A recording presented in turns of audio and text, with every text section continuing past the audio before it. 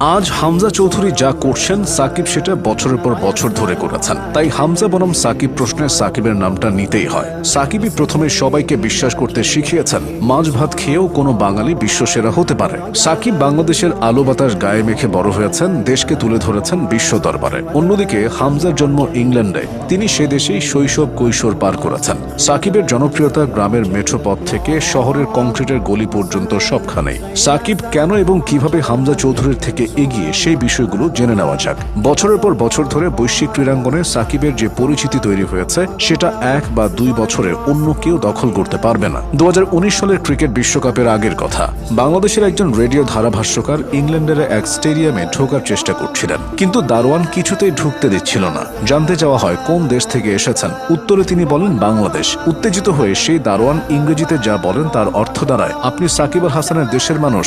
শুধু ইংল্যান্ড নয়, বিশ্বের অন্যান্য প্রান্তেও বাংলাদেশের